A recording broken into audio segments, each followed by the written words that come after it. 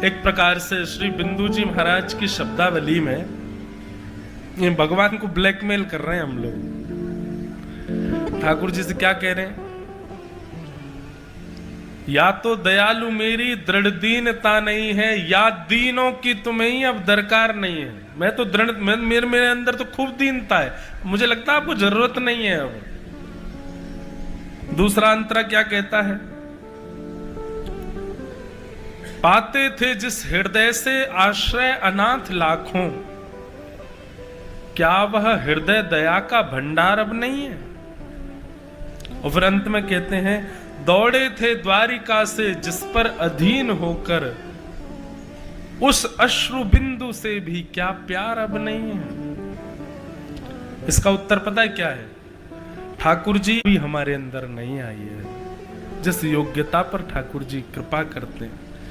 और वह योग्यता ना होने पर भी यहां इस पंडाल में बैठा एक भी व्यक्ति ऐसा नहीं है जो इस बात को कह दे कि मुझ पर कभी ठाकुर जी की कृपा नहीं हुई। ऐसा कोई बोले ही नहीं सकता। और अगर कोई बोल रहा है हां मुझ पर कृपा नहीं हुई, तो सबसे बड़ी कृपा तुम पर यही है कि तुम मानव बन के बैठे तो हो। इससे बड़ी कृपा भगवान स्वयं श्रीमद् भागवत में अर्जुन से कहते हैं, उद्धव जी से कहते हैं कि उद्धव, लोग मुझे कोसते हैं कि मैंने ऐसा किया, मैंने वैसा किया, वास्तव में सब उसके कर्म का फल है जो वो भोग रहा है। बाकी अगर मुझसे पूछो तो मैंने कितनी कृपा की है मानव के ऊपर। सबसे पहली कृपा क्या है कि नदेह माध्यम सुलभम सुदुर्लभम प्लवम सुकल्पम गुरु कर्णधारम कि मयानुकूलेन नभस्वतेरितम पुमान् भवाब्दं न तरेत् स आत्मः। भगवान की सबसे पहली कृपा क्या है हमारे ऊपर? कि अत्यंत दुर्लभ, अत्यंत कठिनाई से प्राप्त होने वाला मानव शरीर हमको मिला है। ये पहली कृपा है ठाकुर जी की। मेरा जन्मदिन था, विदेश में था मैं, लोग बहुत सारे उपहार लेकर के आए। कोई चश्मा लाया, कोई घड़ी लाया, कोई जूते लाया, कोई फोन लाया। एक बूढ़ी माता जी थी, वो मुझसे बोली, महाराज जी आज आपको सबसे बढ़िया उपहार किसने दिया? मेरा 24वां जन्मदिन था। मैंने कहा मैया 24 साल पहले ठाकुर जी ने शरीर दिया, सबसे बढ़िया उपहार। आपने चश्मा दिया लेकिन ठाकुर जी ने नेत्र ही नहीं दिए होते तो। आपने जूते दिए, ठाकुर जी ने पाम ही नहीं दिए होते तो। आपने फोन दिया, ठाकुर जी ने कान ही नहीं दिया होता तो। आपने वस्त्र दिए, ठाकुर जी ने शरीर ही नहीं दिया होता तो। आप कहीं भी ये नहीं कह सकते कि ठाकुर जी ने आप पर कृपा नहीं की। आप मानव बने हो, इसी बात से ही अपनी पीठ थपथपा लीजिए कि ठाकुर जी की आप पर कृपा है कि आप मानव हो। ये पहली कृपा है। एक प्रकार से मानव शरीर प्राप्त होना ये इस बात का द्योतक है कि ठाकुर जी ने तुमको एक अवसर दिया है कि जाओ, मुक्त हो जाओ, मैं तुमको मानव बना रहा हूं। अगर तुम में ताकत है, तुम में क्षमता है अपनी, और अकेले मानव नहीं बना रहा हूं, 10 इंद्रियां दे रहा हूं तुमको, जाओ इन 10 के सहारे निकल पड़ो इस 84 लाख के चक्कर से। ये हमारी दुर्भाग्यता कि हम फिर भी पड़े हैं यहां पर। ये हमारा दुर्भाग्य है कि हम फिर पुनरपि जननम पुनरपि मरणम पुनरपि जननी जठरे शयनम, फिर से पड़ेंगे इसी में। आज कथा सुनना, आज भक्ति भाव में आना, अब थोड़ा ट्रेंड बदला है, अब कुछ टाइम से थोड़ा बदल रहा है कोरोना के बाद से। और आपको बताऊं, ये अभी थोड़ा विश्वास बढ़ गया कथाओं में, मंदिरों में। क्यों? क्योंकि कोरोना में आदमी ने देख लिया, डॉक्टर को फोन करके करोड़पति कह रहा है मैं 10 करोड़ डाल रहा हूं आपके अकाउंट। तब उस मानव को ये बात पता चली कि केवल और केवल भगवत आश्रय और भगवत भजन में सामर्थ्य है किसी को बचाने का। तब पुनर्विश्वास जागृत हुआ लोगों का भगवान में, जब ये कोरोना आया। ये कोरोना नहीं, ये करुणा था। जिन लोगों के घर के लोग, परिवार के मित्र सुहृदजन लोग गए इस काल में, उन सबको मैं प्रणाम करता हूं, वंदन करता हूं। परंतु भैया कई बार अपने स्वास्थ्य को ठीक करने के लिए हम पेड़ों पर उत्पन्न होने वाले कई पत्रों की प्राण ले लेते हैं, जड़ी बूटी बनाते हैं, तब हम बचते हैं। ठाकुर जी ने लाखों और करोड़ों लोगों की मृत्यु हुई कोरोना के समय पर। कईयों ने अपने सुहृदों को खो दिया, कईयों ने अपने प्रेमियों को खो दिया, परंतु इतने इस विशाल आपदा से कथाओं में भीड़ आने लगी। मंदिरों में अब लोगों की श्रद्धा बढ़ गई, भक्ति भाव में लोग पुनर्जाने लगे। आज के युवान कथाएं सुनने लग गए, ठाकुर जी को पूजने लगे, भजने लगे। तो हमने व्याज स्तुति कर ली, अब ठाकुर जी का पक्ष भी तो रख दूं मैं। हमने शिकायत तो कर दी ठाकुर जी से कि आपको अब हमारी जरूरत नहीं है, अब आपके अंदर हृदय का भंडार नहीं है, अब आपको अश्रु बिंदुओं पर दया नहीं आती। ठाकुर जी पहले ही कितना कर चुके हैं हमारे लिए। मानव शरीर एक अवसर है, मैंने दिया है तुमको, ठाकुर जी कह रहे हैं। और भगवान कहते हैं दूसरी कृपा मैंने क्या की मानव के ऊपर? पहली कृपा तो मैंने उसको मानव बनाया, और दूसरी कृपा मैंने उसके ऊपर क्या की? उद्धव से कहते हैं भगवान, नृदेह माध्यम सुलभम सुदुर्लभम प्लवम सुकल्पम गुरुकर्ण धारम। ठाकुर जी कहते हैं मैंने दूसरी कृपा उस पर यह की कि वो चलता फिरता भटकता कभी गुरुजनों के आश्रय में आकर के बैठ जाता है और सत्संग सुनता है। जिस दिन वो सत्संग में बैठे उस दिन समझना ये मेरी दूसरी कृपा है उसके ऊपर। मतलब एक तो आपको एग्जामिनेशन हॉल में बैठने का अवसर दिया, ऊपर से एग्जामिनर ने सही उत्तर के ऊपर उंगली और रख दी, बोले ये वाला उत्तर है, लिख दो। इस सत्संग में बैठने का मतलब है ठाकुर जी की दूसरी कृपा। मानव तो ठाकुर जी ने करोड़ों बनाए हैं, अरबों बनाए हैं, लेकिन जिनको ठाकुर जी भक्ति पथ पर चला देते हैं उनके प्रति ऐसी भावना रख लो तो कोई दिक्कत नहीं कि ठाकुर जी कह रहे हैं अवसर तो मैंने सबको दिया है, पर तुम जो कथा में बैठे हो तुमको तो मैं चाहता हूं कि तुम अपना कल्याण करो।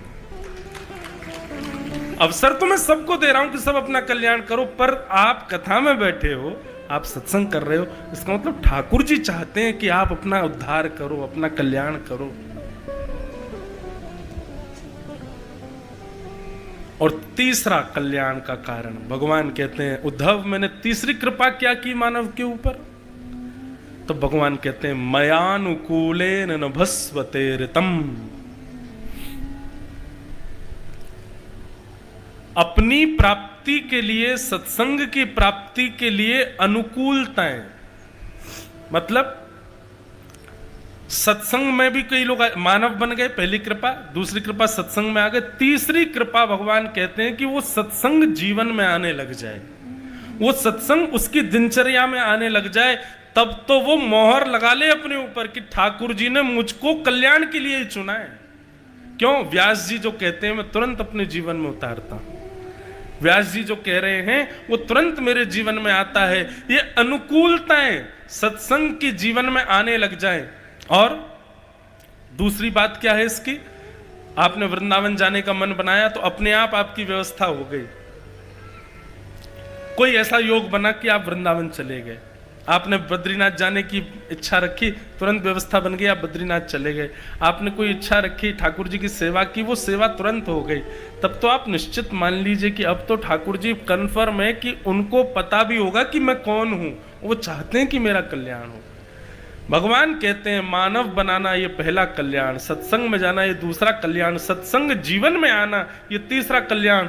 इन तीनों के बाद भी यदि व्यक्ति मेरी प्राप्ति नहीं कर पाया तो समझ लेना उसने अपने शरीर रूपी पिंजरे में घोट करके अपनी आत्मा का वध कर दिया। मानव बनकर के भी यदि मेरी प्राप्ति नहीं कर पाए तो समझ लेना कि उसने अपनी आत्महत्या की। ये आत्महत्या शब्द होता ही नहीं है। आत्मा की कभी हत्या ही नहीं होती, आत्मा कभी मरती ही नहीं। नैनम छिन्दन्ति शस्त्राणि नैनम दहति पावक, वो कभी जलती नहीं, वो कभी शस्त्रों से कटती नहीं, वो कभी भीगती नहीं। ऐसी आत्मा की हत्या कैसे हो सकती है? तब भगवान कहते हैं इतनी योग्यताएं मिलने के बाद भी व्यक्ति मेरी प्राप्ति मृत्यु के बाद नहीं कर पाया, समझना उसने अपनी आत्महत्या कर दी, उसने अपनी आत्मा को मार दिया।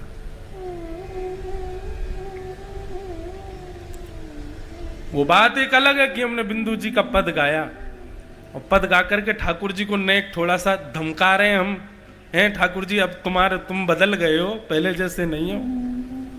पर दूसरा पक्ष ये भी तो देखो, ठाकुर जी ने कृपा खूब कर रखी है, कमी हम में ही है कि हम प्राप्त नहीं कर पा रहे। नृसिंह बसे प्रति खंबन में, पर काढ़न को प्रहलाद कहां। आज भी खंबों में नृसिंह हैं, पर प्रकट करता प्रहलाद वाला विश्वास नहीं है ना हमारे चित्त में।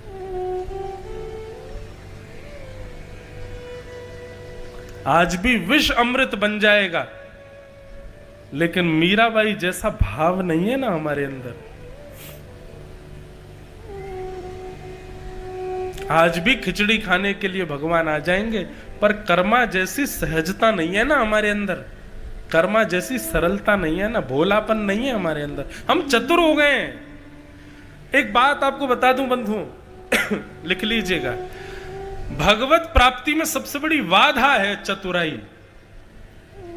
आप जितना चतुर बनाओगे ना खुद को, उतने ठाकुर जी से दूर रहोगे। लोग चतुर बन जाते हैं, बुद्धि का प्रयोग कर करके ऐसा दिखा देते हैं कि देखो हम तो हर काम में निपुण हैं।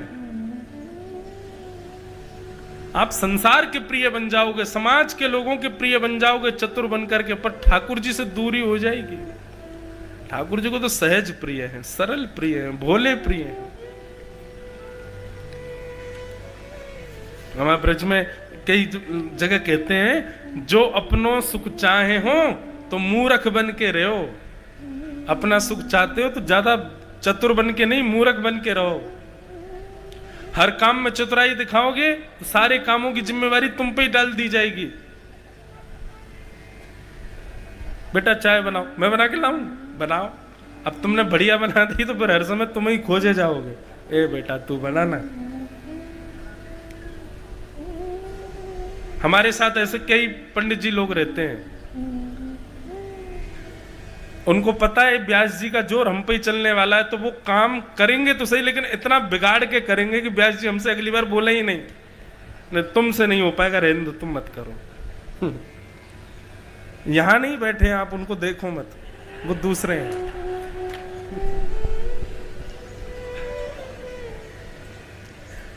बड़ी अद्भुतता है भैया।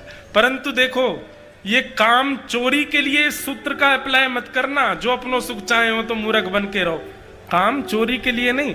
हाँ, कथा में आना है, उस समय कोई ऐसा कार्य बीच में अड़ रहा है जो आपके पीछे ही पड़े हैं सब, तो फिर इस कार्य को आप अप्लाई कर सकते हो, ताकि इसके बदले कथा मिल जाए। कार्य को छोड़ करके उसके बदले आराम और आलस्य को प्रधानता दोगे तो पाप लगेगा, पर उस कार्य को छोड़ करके उसके बदले भगवत प्राप्ति का भाव है तो कोई दिक्कत नहीं। कई लोग बोलते महाराज जी हम झूठ बोल के आए घर पे कथा सुनने, पाप लगेगा ना? काय को लगेगा? हाँ, झूठ बोल के संसार भोगने जाते तो पाप लगता, पर ठाकुर जी को सुनने आए हो, कथा सुनने आए हो, इसमें कोई दोष नहीं।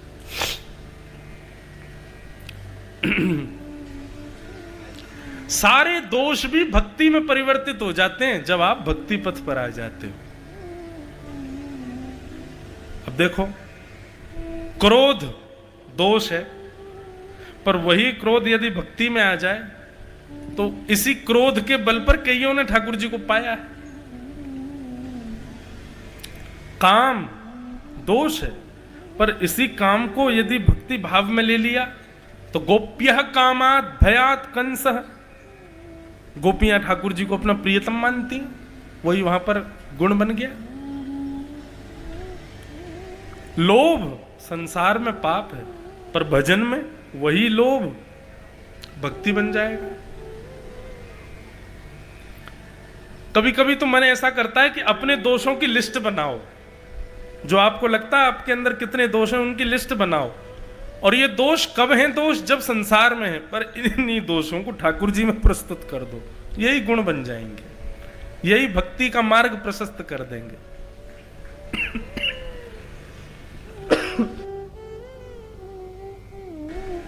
हम अपनी बताएं, कईयों को पता भी होगा। हम पूज्य व्यास की ही संतान है। हमारे पूज्य गुरुदेव भगवान भी व्यास हैं, हमारे पूज्य गुरुदेव भगवान पिताजी महाराज। पर प्रारंभिक समय में मेरा ऐसा कोई रुझान नहीं था कि मुझे कथा करनी। हमारे मन का भाव था कि गला बढ़िया दिया है ठाकुर जी ने, इस गला से संगीत की दुनिया में जाएंगे और बढ़िया बंबई में जाके पिक्चरों में गाया करेंगे। तब हमारे नाना जी ने कहा, लाला दोष को गुण बनाते हुए तो बहुत देखे, तू पहलो देखो जो गुण को दोष बना रहा है। अरे गानो गुण है तेरो, तू वाकू दोष में काई को डाल लो लाला। या गुण को और सगुण बना दे हैं। जा गले ते गाके तू संसार को रिझावे को, वाह गले ते संसार को बनावे वाले को रिझा, तब तेरे गले को साफल्य है। और बोल ठाकुर जी ने तो पे कितनी, अभी मैं गिनवा रहा था ना ठाकुर जी ने कितनी कृपा करी, ऐसी नाना जी गिनवा, देख कितनी बड़ी कृपा करी तो पे ठाकुर जी ने, तो को इंसान बनायो। दूसरी कृपा तो पे करी तो को ब्रजवासी बनायो। तीसरी कृपा तो पे करी तो को ब्रजवासी में भी ठाकुर जी को पुत्र बनायो। चौथी कृपा तो पे करी, व्यासपीठ बनी बनाई तेरे काजे तैयार कर रखी ठाकुर जी ने। और वाके बाद भी तू इनकी इतनी कृपा ने छोड़ करके मतलब ये तो वही बात है गई कि तू रसगुल्ला को छोड़ और दूषित वस्तु की ओर भाग रहा। कभी विचार कर कितनी कृपा ठाकुर जी ने। अगर तो को संगीतकारी बनना होतो तो तू ब्रज में क्यों होतो, तू ठाकुर जी को पुत्र क्यों होतो, तू यहां क्यों जन्म लेतो। शास्त्री जी उनकी बड़ी कृपा है मेरे ऊपर।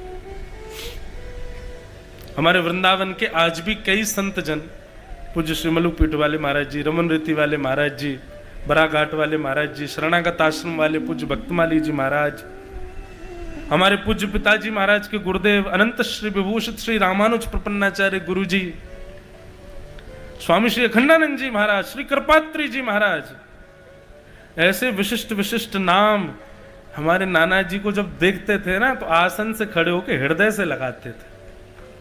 नाना जी ऐसे, उनका इतना प्रचार नहीं, इतना प्रसार नहीं, लोग इतना उनको जानते नहीं थे, रसिक जन जानते थे उनको। धर्म सम्राट स्वामी श्री कृपात्री जी महाराज, उनके विषय में आता है कि जब भगवत चरणों की प्राप्ति उन्होंने की, उससे कुछ दिन पहले ही वे मौन हो गए थे और उन्होंने पहले ही बता दिया था कि किस दिन वे भगवत धाम प्रस्थान करेंगे। जिस समय वो मौन अवस्था में थे ना, हमारे पूज्य नाना जी ने जाकर के भागवत जी का पाठ सुनाया था धर्म सम्राट कृपात्री जी महाराज को।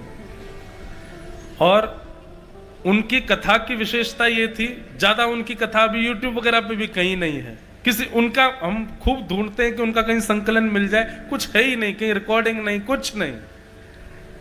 वो कथाओं में हर प्रसंग को अष्ट सखाओं के पद से गाते थे। पहले भागवत जी का श्लोक, फिर अष्ट सखाओं का पद। पूज्य श्री रमन रीति वाले महाराज जी, पूज्य श्री गुरु शरणानंद जी महाराज तो कहते थे कि यदि ब्रजमंडल में अष्ट सखाओं का दर्शन करना हो तो हमारे इंद्रेश जी के नाना जी से जाके मिल लो। अष्ट सखा आपको एक ही स्थान पर मिल जाएंगे। ज्यादा नहीं कहेंगे हम, पर सूरदास जी के लगभग 20,000 पद उनको कंठस्थ याद थे। कुंभन दास जी के, नंददास जी के, गोविंद स्वामी जी के, इन सब के अधिकतर पद उनको याद, लाखों की तादाद में पद कंठस्थ थे उनको। भागवत का नित्य पाठ कर काल संध्या करते थे, बड़ी उनकी कृपा महिमा। उन्हीं नाना जी की कृपा से आज व्यासपीठ पर बैठे। जीवन में एक पथ प्रदर्शक ऐसा आता है जो आपके ऊपर की हुई भगवत कृपा को आपको बता देता है। आज हम बता रहे हैं, हमको कभी नाना जी ने बताई थी।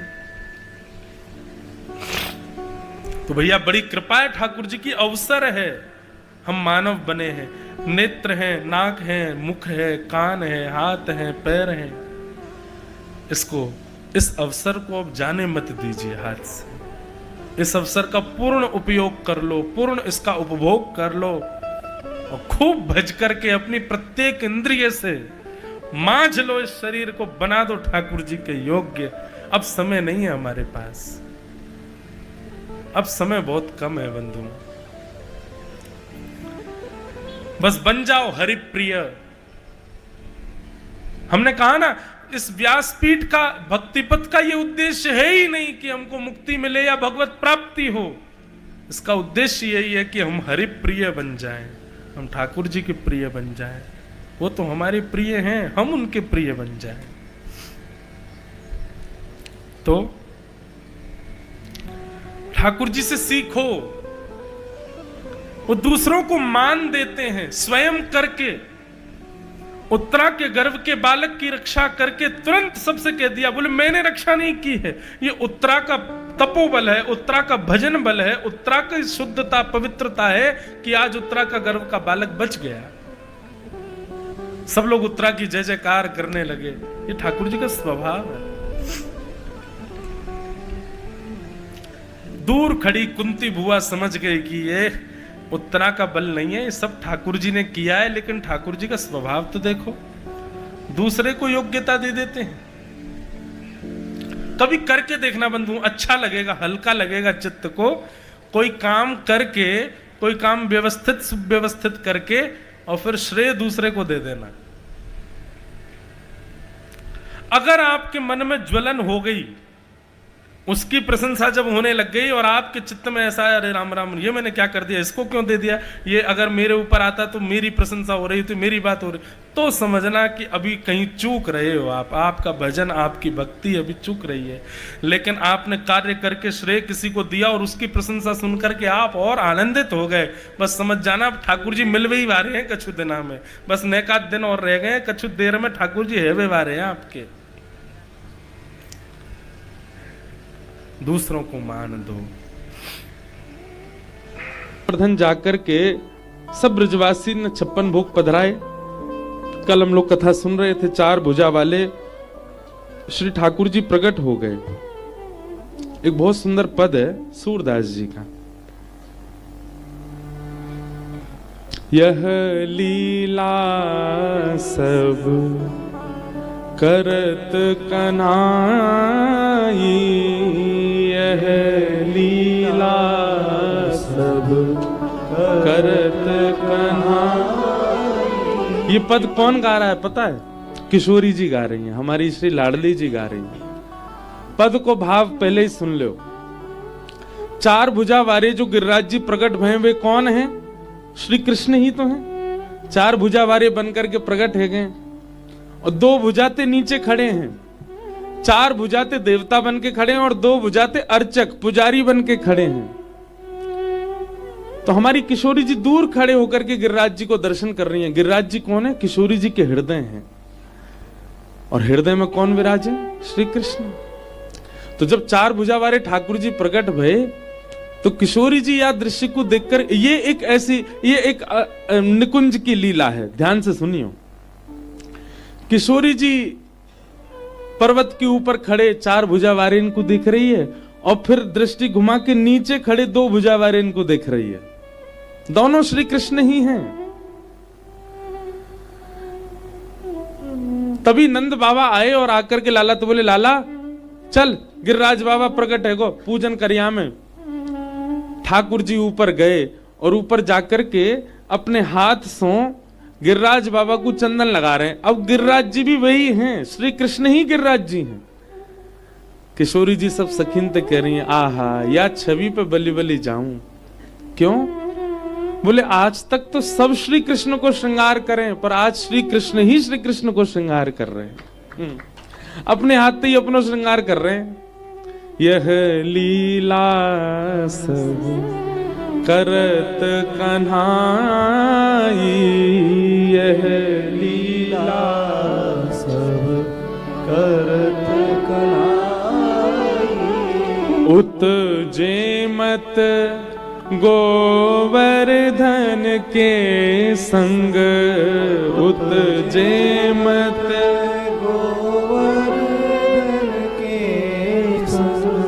बोले ऊपर जाकर के तो गिरिराज जी को खवा रहे हैं। और कैसी दृष्टि दिख रही है श्री किशोरी जी को कि ठाकुर जी मठरी लेकर के गए और गिरिराज बाबा को खिला रहे हैं, मतलब अपनी स्वरूप को खिला रहे हैं। और गिरिराज बाबा क्या कर रहे हैं, नेक्सो से पाके अपनो ही झूठो ठाकुर जी को पवा रहे। आहा, उत जेमत गोवर्धन के संग, उत जेमत गोवर्धन के, और इत राधा संग प्रीत बढ़ाई, इत राधा संग प्रीत बढ़ाई। वहां ठाकुर जी एक दूसरे को झूठो कूटो खिला रहे अपनों ही, और यहाँ किशोरी जी के प्रेम में, किशोरी जी के हृदय में प्रेम को उफान है है या दृश्य को देख करके। और किशोरी जी वाह माहौल को सब लोग समझ रहे हैं ना, लीला। जैसे ये चित्र जिनने बनाया, कल तो मुझे दिखी वो बहन, आज पता नहीं है कि नहीं। एक तो ये भैया खड़ो पिलर सो सामने जिन्होंने ये चित्र बना के दिया, कल तो वो बहन दिख रही थी मुझको यहाँ, आज पता नहीं आई है कि नहीं। उन्होंने ही बनाया ये राम कृष्ण के मिलन को। अब ये चित्र देखो, ऐसे ही है, बस एक के चार भुजा हैं। वो गिरिराज जी हैं और दूसरे लाला है। और गिरिराज जी की एक विशेषता, उनने श्रृंगार ज्यादा कर रखो, बस इतना ही अंतर है, नहीं तो एक जैसे हैं दोनों। किशोरी जी कह रही हैं, इत गोपिन सो कहत जिमाओ, इत गोपिन सो कहत जिमाओ, उत आपुन जे मत मन भाई, उत आपुन जे मत। अच्छा, अब हमको पहली बार साईं के पास लेके आए, हम साईं को प्रणाम करने लगे तो हमको भैया बोले, महाराज जी यहाँ प्रणाम नहीं करते, यहाँ सिर झुका के ऐसे वंदन साईं को नहीं, यहाँ तो जुग जुग जियो साईं अम्मा, यहाँ तो आशीष देते हैं। तो जिनके आराध्य होते हैं उन्हीं को पता होता है कि इनकी सेवा कैसे करनी। तो सबरे लाला तो पूछ रहे हैं, लाला जी गोवर्धननाथ को भोग कैसे लगाना, तू ही बता। सो ठाकुर जी अपनी सेवा की पद्धति सब गोप ग्वालन को बता रहे हैं। अरे गोपी जी कैसे ले आई है तू, हैं? या मैंने केसर की छींटा मार के ला, हैं? गिरिराज बाबा को खवावेगी, ऐसी रूखो खवावेगी, या कुन एक सुंदर बना के ला, सुगंधित बना के ला। दूसरो गोप आयो, लाला मैं मोहन थार बना के लाऊं, हम्बे कैसो लग रो, देसी घी बनवा ना, बोले हम्बे ला पवा दे गिरिराज बाबा को, और सुन, बोले हाँ प्रेम सो पवैयो, ज्यादा लोभ में आके बचाव की कोशिश मत करियो, जितनो पामे दे आइयो उन्हें। श्री जी कह रही हैं, इत गोपिन सो कहत जिमाओ, इत गोपिन सो कहत जिमाओ, और वहां खुद ही बैठ करके उत जेमत आपुन मन भाई, उत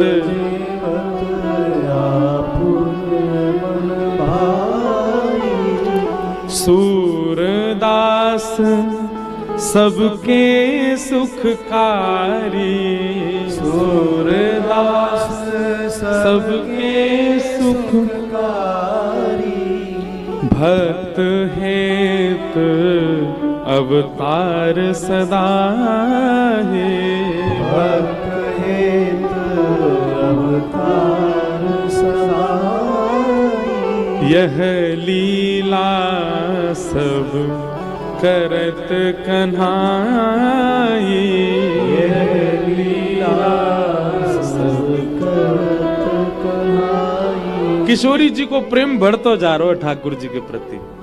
वारे लाला तुम्हारी लीला है, अपनी सेवा करवा रहे सबनते। मधुमंगल सीताम बोल, लाला एक बात बता। बोल, कहा जी गोवर्धन नाथ बिल्कुल तेरे जैसे ही लग रहा है, तेरे दो नकली भुजा लगा दे जाए, नेक और श्रृंगार कर दें तो ऐसा लगा तू ही खड़ा ऊपर।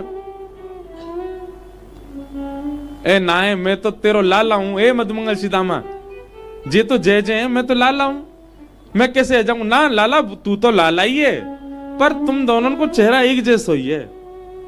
ठाकुर जी बोले, तू ना जाने मैं गैया चरावे आऊं यहाँ पे, एक एक गैया को दोनों दूध पी में, या हमारी एक जैसी शकल है गैया हमारी। श्रीदाम बोलो लाला जी कोई बात है, एक गैया को दूध पीवे तो शक्ल मिले, क्यों तेने तेरी मैया को दूध पियो, तेरी बहन ने भी मैया को दूध पियो, दोनों उनकी शक्ल मिले ना है। श्रीदाम बोलो हम बे लाला बात तो तेरी सही है, ओ तभी तेरी शक्ल मिल रही है। बोले हम बे ने का देर सोच विचार करके श्रीदाम फिर आया। बोले लाला एक बात बता, गैया को दूध तो बछड़ाऊ पीवे, हमारा और बछड़ा को चेहरा काय कुना मिले।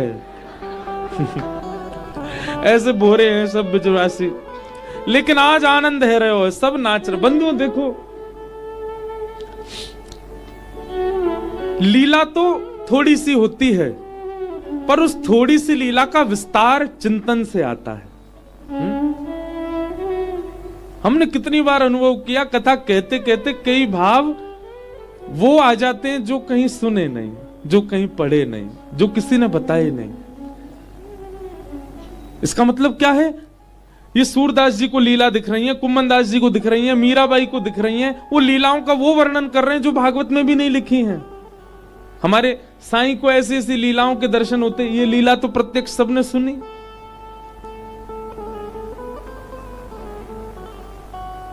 साईं वृंदावन आए, ऐसी अद्भुत लीला हमारे सोनू साईं ने भेजी मुझे।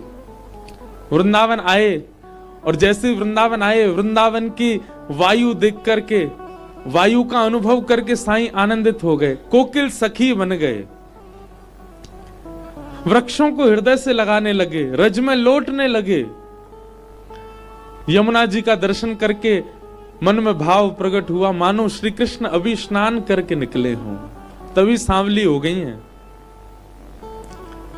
तभी आपके चिंतन में आया कि ऐसे मधुर स्थान पर हमारे इष्ट होने चाहिए। तभी एक रत्न सिंहासन श्री यमुना जी के पुलिन पर प्रकट हो गया और उस रत्न सिंहासन के ऊपर साक्षात श्री राघवेंद्र सरकार और श्री सीता जी प्रकट हो गए, जानकी जी प्रकट हो गए। जानकी जी और श्री राघव जी को देखकर के कोकिल सखी दोनों की बलैया ले रही है, जुग जुग जियो मेरे सरकार, जुग जुग जियो, आनंद करो। अब वो रथ जो सिंहासन है, वो सिंहासन ऐसा सिंहासन, अब ये कोकिल सहचरी मन में विचार कर रही है,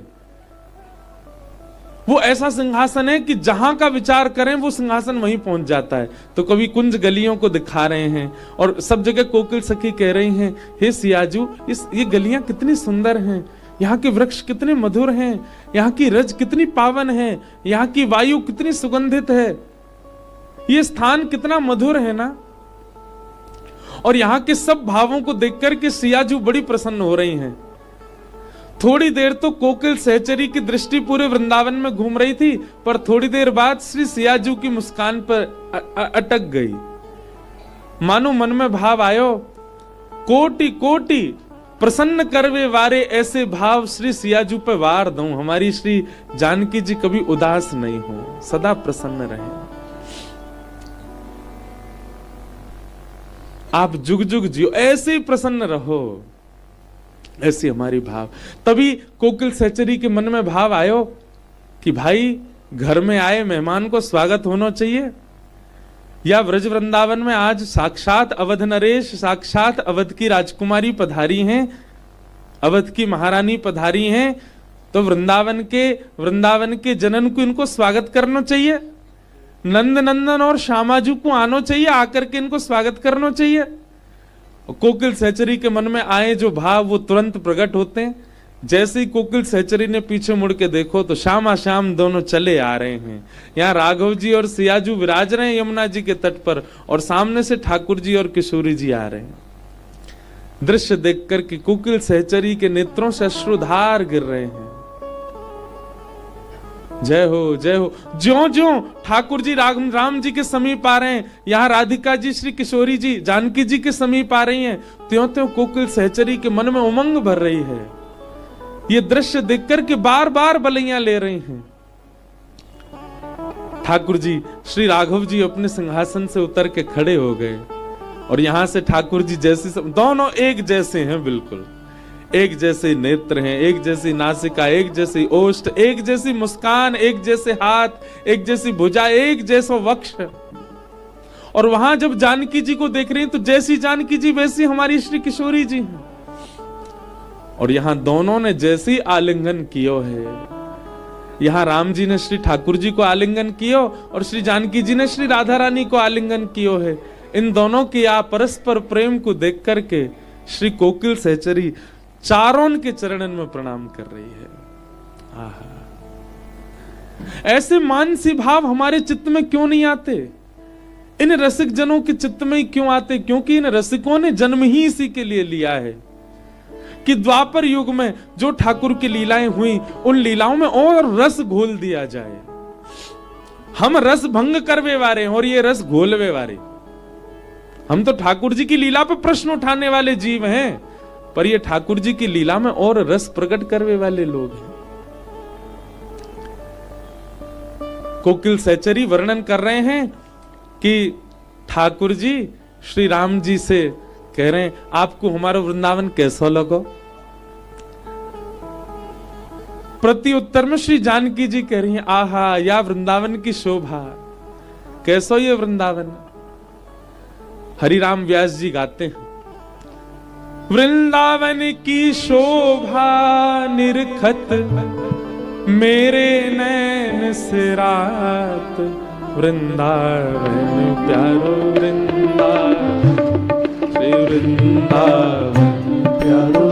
ये वृंदावन रसामृत पद लिखने की जो आज्ञा हुई ना, वो हरिराम व्यास जी से ही मिली। हरिराम व्यास जी का पद है, वृंदावन की शोभा निरखत मेरे नैन से रात, वृंदावन वृंदावन। बस इसी भाव को सुनकर के और श्री भगवत रसिक देव जी के जो सप्त निधियों का प्रथम दर्श, गोविंद रूप के प्राण प्यारे, दूजे मदन मोहन सनातन सुचि उर धारे, तीजे गोपी नाथ मधुहस कंठ लगाए, चौथे राधा रमण गोपाल भट्ट लड़ाए, साते श्री हरिवंश के सुवल्लभ राधा। इस प्रकार पद याद नहीं, वो एक छप्पे है उसमें पूरे। तो श्री भगवत रसिक देव जी और श्री हरिराम व्यास जी इन दोनों की भाव कृपा से वो पद बना, जिसका अभी हम लोग नित्य गायन करते हैं। पर हरिराम व्यास जी का जो पद है वो कैसे है, वृंदावन की शोभा निरखत, वृंदावन की शोभा निरखत मेरे नैन से रात, वृंदावन श्री वृंदावन, वृंदावन श्री वृंदावन प्यारो वृंदावन,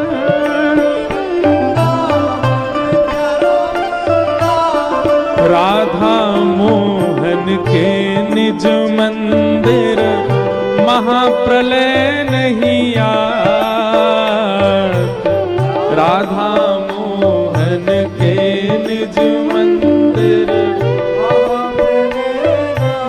भैया हम कोई अंग्रेजी तो बोल नहीं रहे, क्यों नहीं गा रहे हो आप लोग? गाओ भाव से। राधा मोहन के मंदिर मतलब वृंदावन में महाप्रलय कभी नहीं होता वृंदावन का। राधा मोहन के निज मंदिर महाप्रलय नहीं आत, राधा मोहन के निज मंदिर महाप्रलय नहीं आत, महाप्रलय नहीं जात जहाँ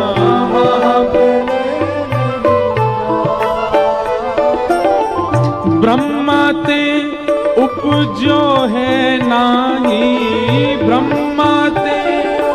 वृंदावन को ब्रह्मा ने नहीं बनाया।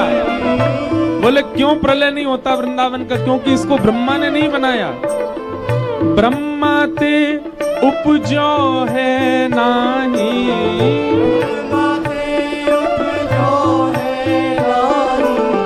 ब्रह्मा ते उपजो न अखंडित, ब्रह्मा ते उपजो न अखंडित, कबहू नाही न सात, वृंदावन श्री वृंदावन श्री वृंदावन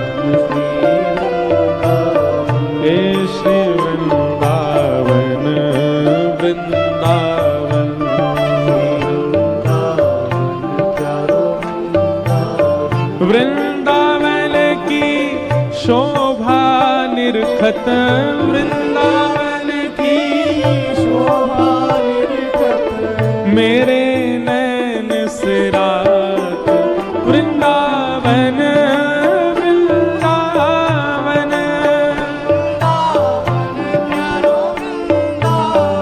हे श्री वृंदावन वृंदावन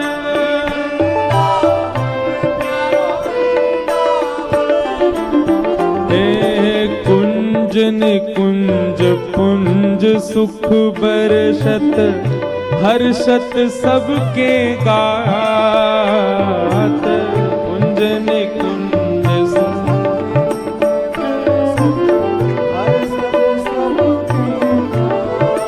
हे कुंज निकुंज पुंज सुख बरसत हर्षत सबके गात कुंज निकुंज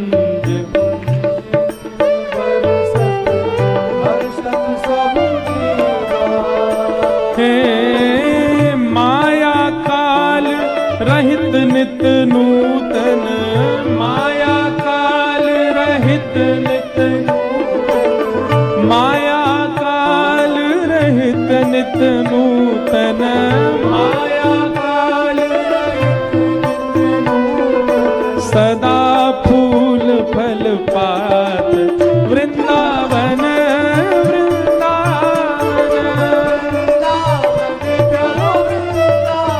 हे श्री वृंदावन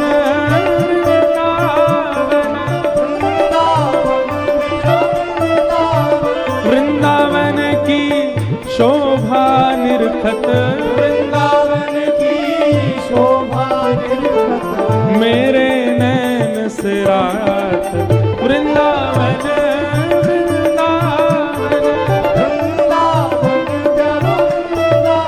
हे श्री वृंदावन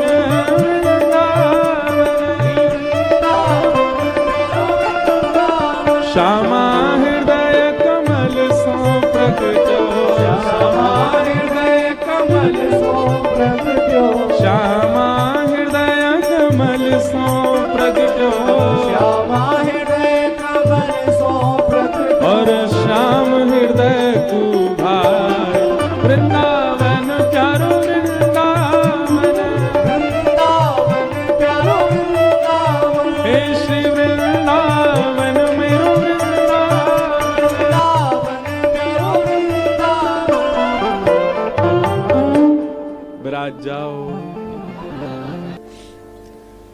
जब ठाकुर जी ने पूछो कि हमारा वृंदावन कैसा लगो आपको, तब श्री जानकी जी कह रही हैं वृंदावन की शोभा निरखत मेरे नैन से रात वृंदावन वृंदावन। और अब गाएंगे, विश्राम में गाएंगे हाँ? तो जब जानकी जी को वृंदावन खूब भायो, तब हमारी श्री किशोरी जी श्री राधा कि आपको जब वृंदावन इतनो भागे हो है तो फिर वापस काई को जानो, यहीं बस जाओ वृंदावन में, हमारे यहाँ वृंदावन को स्वीकार करो। और अभी तो युगल डोले और फिर चारों डोले करेंगे, चारों एक संग ही विराज जाएंगे यहाँ पे। तभी श्री राम जी प्रत्युत्तर दे रहे हैं और कोकिल सखी बैठकर के पूरे दृश्य को देख रही हैं अपने मानसी में। तब राम जी कह रहे हैं कि देखो हम तो मर्यादा पुरुषोत्तम हैं और आप लीला पुरुषोत्तम हो। हम मर्यादा को ध्यान रखें, आप लीला को ध्यान रखो। हमारी तो मर्यादा है कि पिताजी की आज्ञा से श्री अयोध्या की नगरी सौंपी गई है, हमें सेवा को अवसर मिलो है तो हमें तो जानो पड़ेगा। और आप प्रेम पुरुषोत्तम हो, आप तो प्रेम की मर्यादा देखो। ठाकुर जी जोर से हंसन लगे या बात को सुन के, हमारे लाल जी। राम जी बोले हंसकाई को रहे हो? मैं तो बार बार सोच के मेरे को चंग उठती है कि हमारी कोकिल सहचरी की भावना कैसी है। श्री राम जी कह रहे हैं अरे हंसकाई को रहे हो? बोले नहीं नहीं, मैं यह बात पे हंस रहा हूं कि मर्यादा पुरुषोत्तम हो आप, और अपने भाव की मर्यादा आप करते हैं, सत्य की मर्यादा, जीवन की मर्यादा, एक महापुरुष की मर्यादा, एक पति की मर्यादा, एक राजा की मर्यादा, सब में आपने मर्यादा शब्द को प्रयोग किया, वो बात समझ में आवे। लेकिन हमारे लिए जो आपने की प्रेम की मर्यादा, ये प्रेम की मर्यादा कहा होवे? प्रेम की मर्यादा कहा होवे?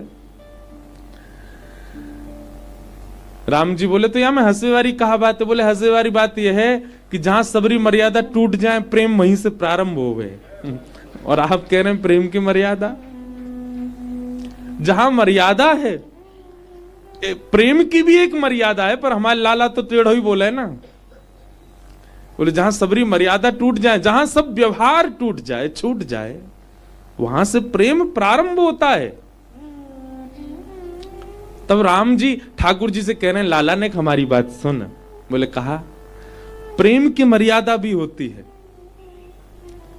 सो हमारे ठाकुर जी श्रोता बन के बैठे और राम जी यमुना पुलिन पर वक्ता बन के ठाकुर जी को प्रेम को उपदेश कर रहे हैं, और कोकिल सहचरी ये दृश्य देख रही हैं।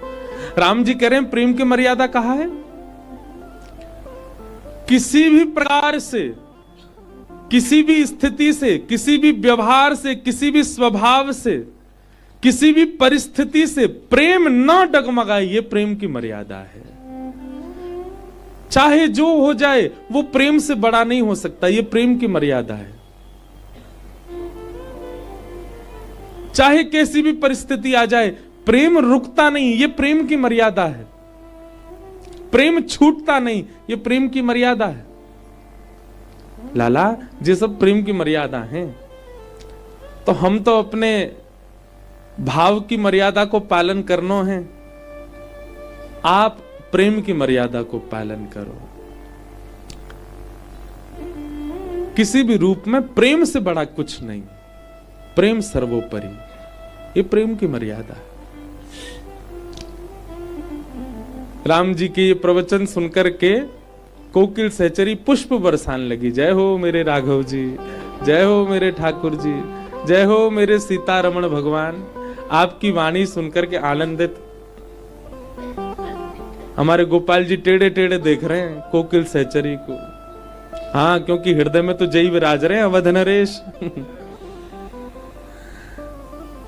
दोनों के परस्पर या मिलन को देख करके ठाकुर जी कोकिल सहचरी सब कह रहे हैं, अरे सहचरी आज तुम इतने आनंद में हो, कुछ मांग ले हो। बोले मोकू बस एक ही भाव चाहिए। कहा कि हमारे श्री सिया राम जी, श्री राघव जी और हमारी श्री जानकी जी ऐसे ही प्रसन्न रहें, बस ये जुग जुग ऐसे ही आनंद में रहें, इनके मुखमंडल पर कभी शुष्कता नहीं आवे, कभी संकोच नहीं आवे, कभी भी कोई कष्ट इनको पीड़ा नहीं देवे। वैसे तो ये सर्वोपरि हैं, इनको कोई कष्ट नहीं होगा, पर आप दोनों युगल मिलकर के हमारे दोनों युगल को जितना हो सके प्रेम प्रदान कर दो, आनंद प्रदान कर दो, सुख प्रदान कर दो, और कुछ नहीं चाहिए। ये सदा ऐसे ही राजी रहें, प्रसन्न रहें बस। दुनिया की स्थिति युगल तक पहुंची है, पर हमारे कोकिल सहचरी तो चारों को दर्शन कर रही हैं। दोनों युगल अवध के, दोनों युगल वृंदावन के एक साथ, और इसी भाव में ही संपूर्ण वृंदावन वास किया श्री कोकिल सहचरी ने। आज भी कोई हमारे साईं के दर्शन करे तो पहले दर्शन में वाकू ये लगेगा गोद में श्री लाडली लाल जी विराज रहे हैं, क्योंकि वृंदावन में तो निश्चित है गोद में लाल जी और लाडली जी होंगे। लेकिन जब पूछेंगे तो कहा कहेंगे आप ही बताओ कौन बैठे हैं। साईं के हृदय से पूछो तो श्री जानकी जी और राम जी हैं।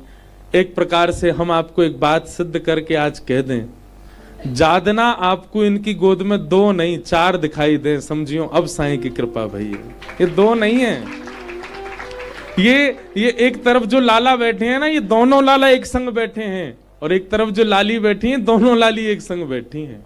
हमको 2 ही दिख रहे हैं, पर ये चारों बैठे हैं। ऐसी कोकिल सहचरी वृंदावन सो ऐसी नेह लगी, वृंदावन ही श्री आपको भाव बन गयो। इसीलिए स्वामी श्री अखंडानंद जी महाराज ने स्वयं किसी का चरित्र नहीं लिखा, लेकिन आपका चरित्र लिखा, क्योंकि आपके भाव की गम्यता इतनी ऊंची है।